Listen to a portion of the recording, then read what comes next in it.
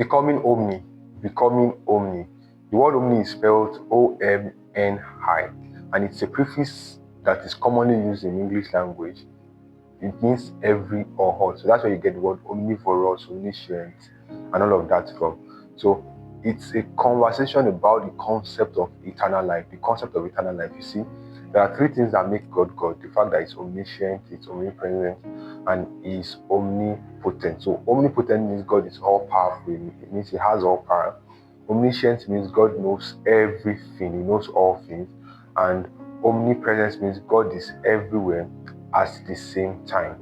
So when the word omni, becoming omni, therefore, it's about how can we be partakers of these three attributes of God. So it's not a conversation about becoming God. You can never be God. You are not God. We know that we are not God.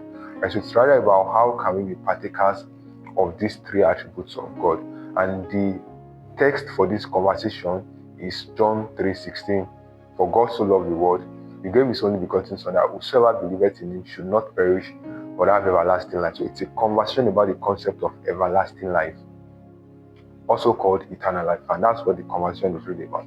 It's going to be a 4-part series. In the first part, I'll be talking about eternal life versus everlasting life. Are they different or they are the same thing? In the second part, I'll be talking about the how to and when of eternal life. That is, how and when do I have eternal life? In the third part, I'll be talking about what exactly is eternal life, what exactly is eternal life, and in the last part of becoming Omni, I'll be talking practically becoming Omni. So let's quickly go to the conversation. Eternal life versus everlasting life. I decided to start here because many times I've had people try to differentiate it. You know, are they the same? Are they different? Let me quickly tell you the answer now. They are the same. Everlasting life and eternal life are the same. So, and I'm going to prove that to you in 2 ways. I'm going to prove it to you in 2 ways. Firstly, if you read John chapter 3, verse 15 and 16, it says that whosoever believes in him should not perish, but have everlasting life. Verse 16, for God so loved the world that he gave his only begotten Son, that whosoever believeth in him should not perish, but have everlasting life. You see in verse 15, it says, whosoever believes should not perish, but have eternal life. And in verse 16, it says everlasting life.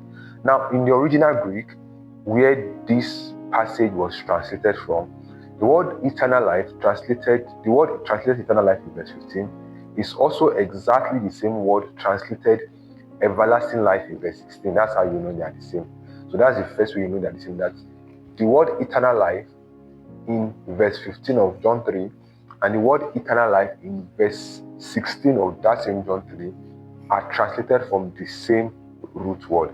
If that is a bit too confusing for you, look at it this way.